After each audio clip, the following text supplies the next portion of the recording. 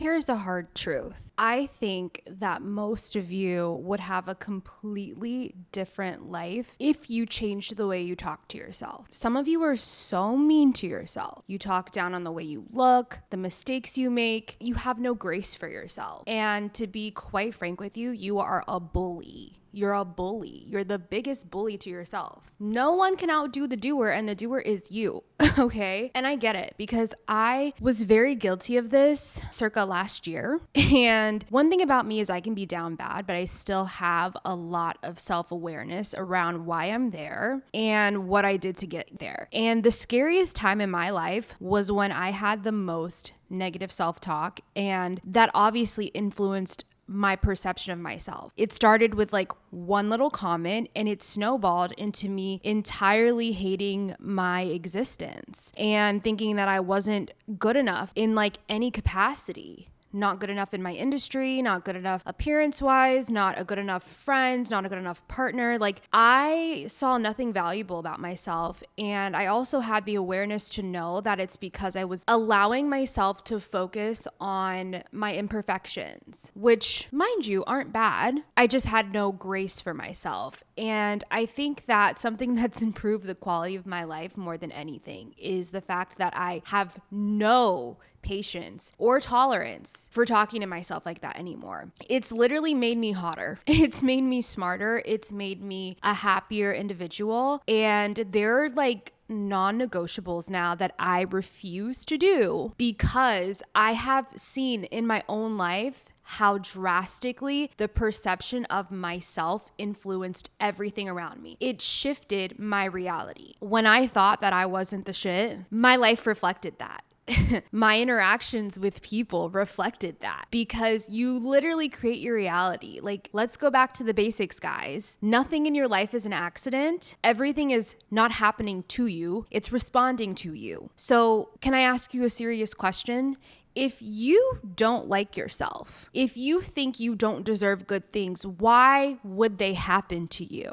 Now, mind you, it is entirely untrue that you don't deserve good things. You do. You have to learn how to talk to yourself in this lifetime. And if you are exhausted by having this shitty narrative about yourself, that's a great first step. Because where has it gotten you? Absolutely fucking nowhere. So why are we still doing it? Let's get in the driver's seat and stop with the negative bullshit. I have some things that really helped me that now I still use to this day that snap me out of the pity party situation. We don't do it anymore. I refuse to do it. And I think that at the end of this video, I know at the end of this video, you're going to have a completely different mindset on how to speak to yourself and why it's so important. So without further ado, let's get into it. Hi, and welcome to the Because I Love You podcast. My name is Bria Jones. It's so good to see you. Thank you for tuning in. I post every single Monday, so make sure you're here every Monday. Thank you to those of you that show up every single Monday. 75K Club, I see you, I hear you, I so appreciate you. Your support is keeping the show going. It's helping us grow, and there might be some fun opportunities on the horizon for us if we keep it up, okay? That's all I'm gonna say. Keep showing up. It's doing more than you could ever know, and just your watch time and you clicking on this video, doing your laundry while my voice is in the back, whatever. It is so impactful, and it's keeping us here. And I want to keep giving you content that actually serves you, helps you, entertains you, all the things. So all I need is your click and your listen and a comment if you're feeling generous. Let's get into it. Quick reminder, as you guys know, we are doing the Cook at Home Challenge in August. It is August, okay? It's not too late to join. I think if anything, you can join at any time. Seriously, who doesn't love cooking at home? That was a joke because I hate it. And that's why we're doing the challenge. But it's really great for us to invest in ourselves. I've been sharing some fun recipes that are under 30 minutes because I'm a lazy but healthy bitch. And all of that is in my Patreon. If you join the Healthy Hotties tier, which is a paid tier, this is where you can join the Wellness Challenge. And there is a cash prize to the person who shares and engages the most with the Cook at Home Challenge. So good luck. So now let's get into this whole idea of self-talk, okay? Because it really changes how you look at yourself in the mirror, how you go about every single day. You wouldn't think it has such an impact on you, but it does. And you will notice the way people treat you will change when you start to treat yourself differently in a good way. The world around you will quite literally shift. The first thing that I did when I noticed, man, I really talk down on myself. I say mean things to myself. I'm not kind to myself. And I don't love that. I don't love that. So one of the first things I did was I actually changed my phone background. Let me show you because the receipts are receding today. Hey, do you know who that is? That's me. That's Baby B.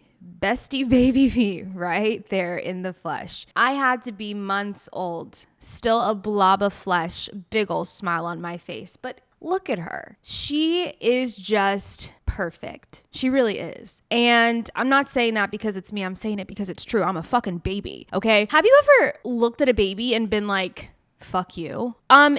If you answered yes, please log off my channel and go seek help immediately. Nobody does that. No one in their right mind has ever spoken to a baby in such a terrible way, right? And that's why I decided to take the baby version of myself and put it in the background of my phone, something I look at like 24/7, and just remind myself, wow, I am talking to her. When I talk to myself negatively, I am talking to her. Unacceptable. If I had a baby and anyone spoke to my baby like that, it would be war. You would have to bail me out of jail. No one talks to baby like that. So to put it quite frank for you, I don't talk to myself like that because I'm talking to her. I'm still talking to her. She doesn't deserve that. This is her first time doing life. Why are we being so hard on her? For whatever reason, seeing a baby picture of myself makes me humanize myself more. Should it take that much for me to be nice to myself? No. No. I should be nice to myself regardless, but I'm not. So this is what we're doing and it works. Okay, because for whatever reason, that picture specifically does it for me. I'm like, there's just no way I'm talking to myself like this. I'm not. I refuse. I really encourage you to go find a picture of yourself from your childhood, whatever, that you love, that you're just like, man, I was just the cutest thing ever. Like, who could be mean to little old me? I want you to find that photo and I want you to keep it near. I don't care where you put it. I think background on phone is great because we all have our double boxes on our hip, right? But it's great. I actually saw in an interview Kendall Jenner talking about that. So I didn't come up with this idea. I got it from her. I don't know where she got it, but I was like, man, that's kind of a good idea. Be nice to myself. Yeah, so I didn't come up with the idea. It wasn't original in my book, but it's been really effective in me toning that shit down, really. Because you have to remember, this is your first time doing life. Why are you being so mean to yourself? It's really extra. And I know that there are people who are actually mean to babies. Those people are weird. But most of us aren't. Most of us can't look at a little baby who has really no understanding of the world and can just be mean to them. We expect so much of ourselves. And I think that we really need to go back to that gentle parenting ourselves. Even if you didn't receive that as a child, I really encourage you to gentle parent yourself as an adult. Maybe we'll do an episode on that. It has done wonders for how I treat myself, how I go through life. I used to just be so worried about making one little mistake. And now I'm just like, you're doing a great job, Bria. You're doing the best you can. It's fine, And when I see this version of myself, I'm like, man, this little baby would be so proud of me. Truly, we've done so much. You're on my channel. I know you're doing great things in your life. The child version of you would have no notes for you, would be so proud of you. And you need to think from their perspective because sometimes we get a little bit delusional in the wrong way. So I know some of you know my friend, Kiana Naomi. She's another YouTuber. I absolutely love her. I'm obsessed with her. And I've had the privilege of getting to hang out with her because sometimes she'll be in my area too. But if you follow her, this girl is never in one place. So she's always traveling. She is the it girl of our generation. She just is. But anyways, Kiana said something, and I don't even think she knows to this day that it had such an impact on me. And it's crazy because I'm way older than Kiana. But when you talk to her, it's like talking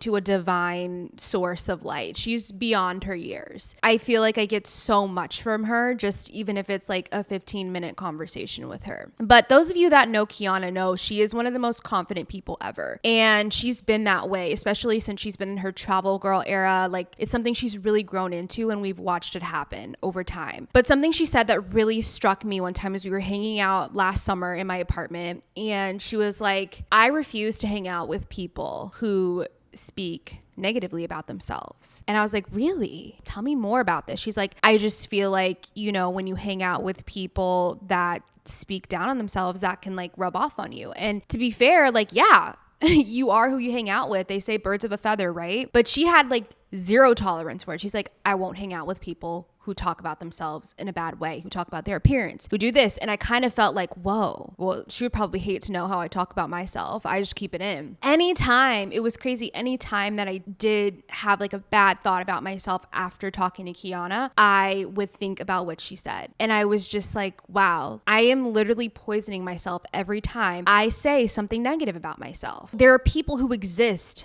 people like Kiana, who refuse to engage with that behavior because it is just so far from what they believe in and what they align with. So I really pushed myself to continue to be more like Kiana. I pushed myself to think more like her. And I even noticed people around me who I felt like were doing exactly what she said, and how easy it was for me to feel like I needed to chime in and hate on myself. Do you ever notice, like, what's that scene in Mean Girls? God, my hips are huge. Oh, please, I hate my calves. At least you guys can wear halters. I've got man shoulders.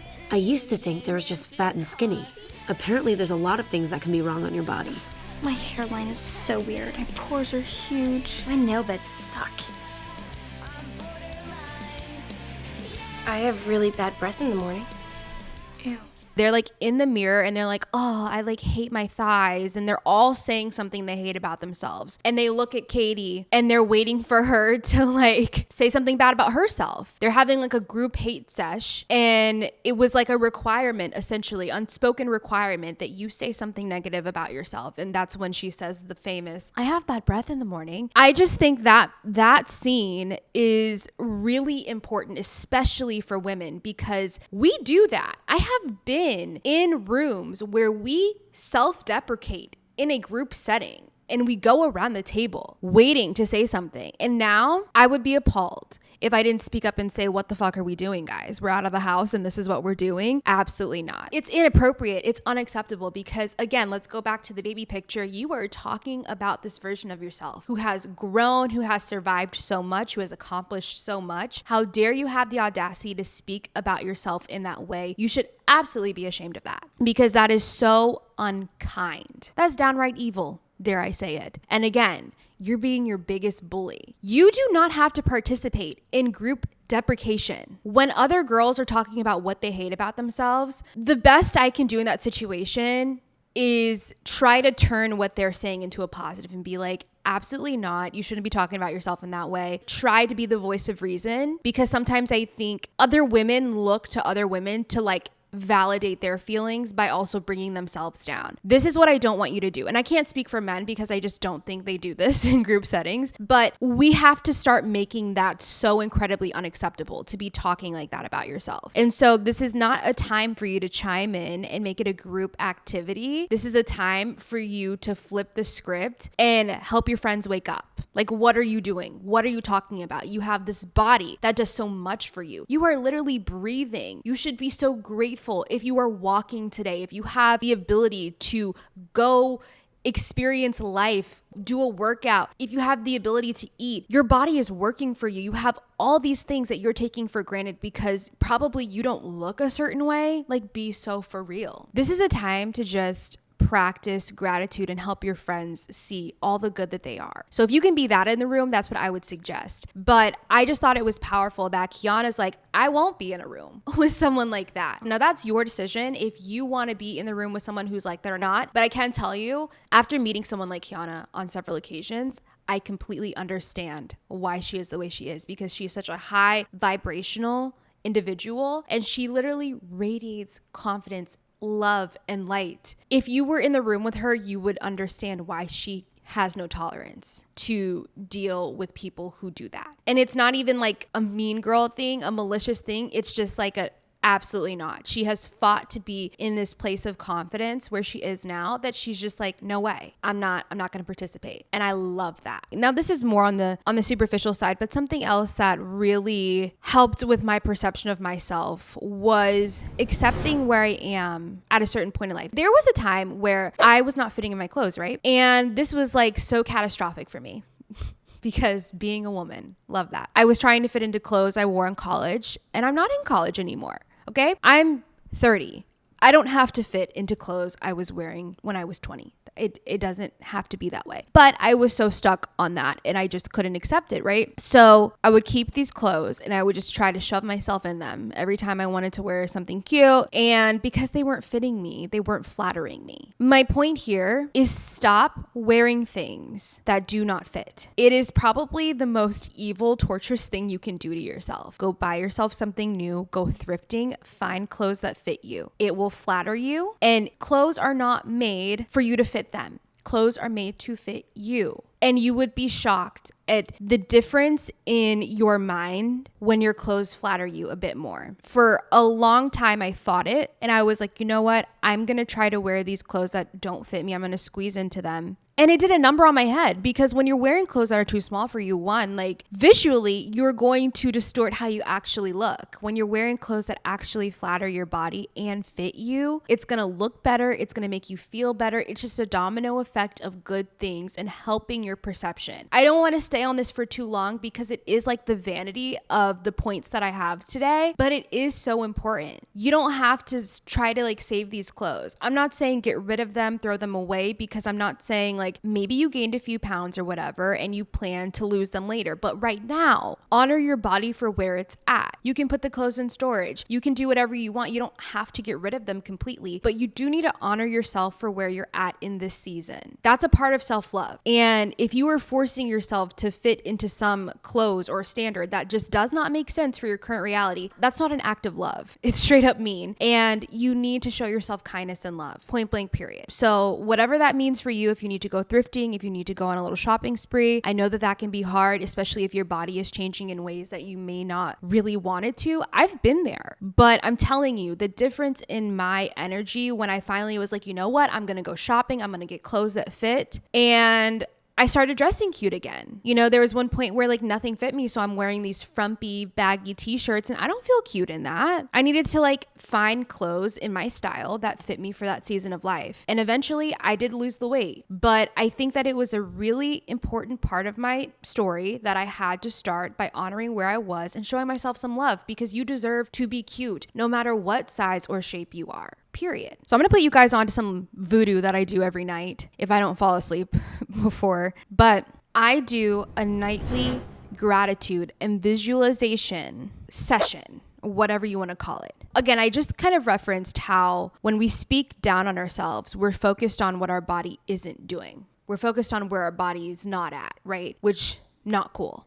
Honestly rude. The fact that you are breathing today, the fact that you can get up, some of you have the ability to walk, some of you have the ability to cook your own food. There are so many things that you get to do. And it's really not something your body has to do. There's some people who can't do that. I'm not trying to be morbid or anything, but every little thing that your body does, no matter what you have going on, is a miracle. It really is. And to be able to do that every single night and just kind of like run through all these things that your body has allowed you to do is a form of gratitude. The more you express gratitude, the more you attract good things. People have said it before, but gratitude is really the catalyst to, in my opinion, gratitude is the catalyst to experiencing wealth in every area of your life. Because when you focus on the good, it grows. Whatever you focus on grows. If you're focused on the negative, if you're focused on things that don't make you feel good, that's what's going to continue to grow and flourish. Every time you give it focus, you water it. So what if you focused on the good?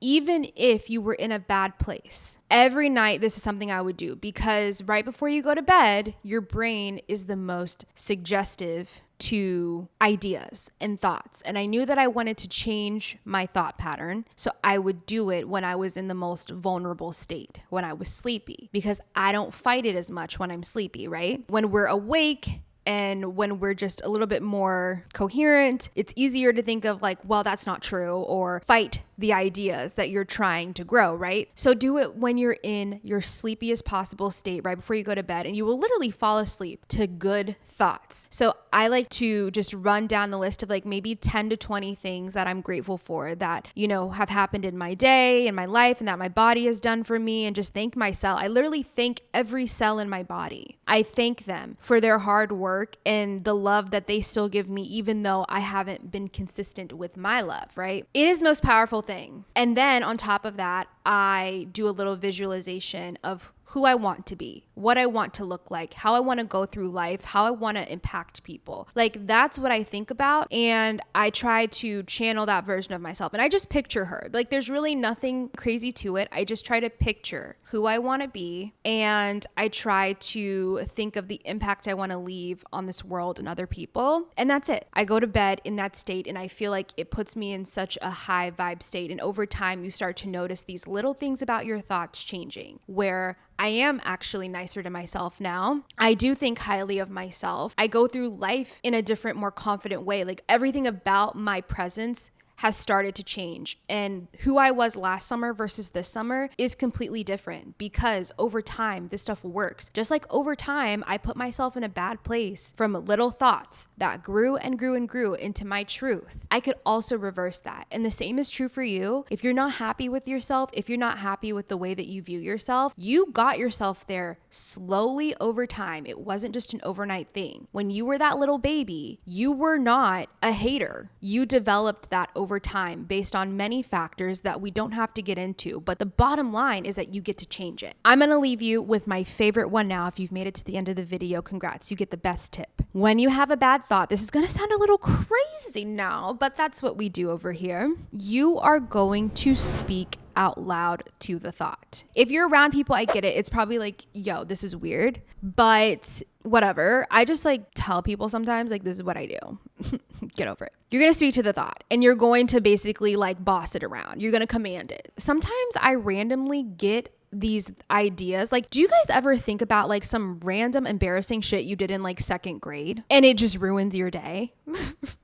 Because I do. So what I do in those moments when I am literally going over some weird ass memory that no one remembers but me, I will stop in my tracks and say out loud, we're not doing this today. No.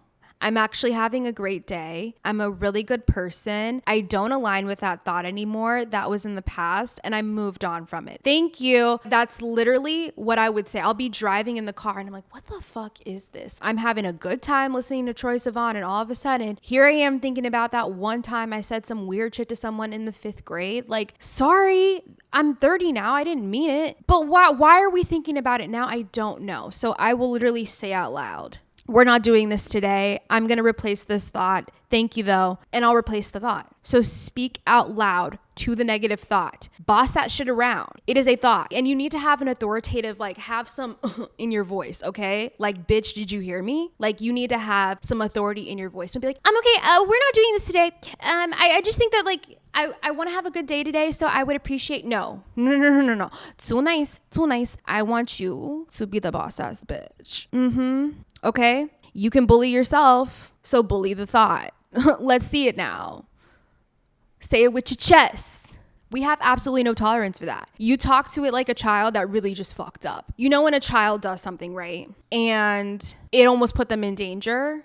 That's the conviction I need you to have in your voice. We do not do that, little Timmy. That is absolutely unacceptable. I need you to go and apologize. And I don't want to see you ever doing that again. Do you understand me? That is the authority I want you to have in your voice when you are redirecting that thought. It's not a polite thing. It needs to be like, hammer down. This is what I said. I didn't fucking stutter. Now move along, okay? Watch what happens. I got that from a book. I will link the book because I'm blanking on the name of the book. But I did get that from a book, and it's about the subconscious mind, because these thoughts are coming from your subconscious mind. So you need your conscious mind to slap that shit around. You're the boss. You're in charge. You're in the driver's seat. So I need you to boss the fuck up. Okay? Try these 5 things. I think your life will drastically change when you start to be your biggest fan. You can't receive all these amazing things in life if you, on a very deep subconscious level, don't believe you deserve them. So this is going to help you get there. Okay? The things you do in real time, the little thoughts you have on the daily basis, that's what's going to help you. So try this out. Let me know how it works. And if you have any other tips for us, leave them in the comments. Thank you so much for tuning into this episode, and I'll see you guys on Monday.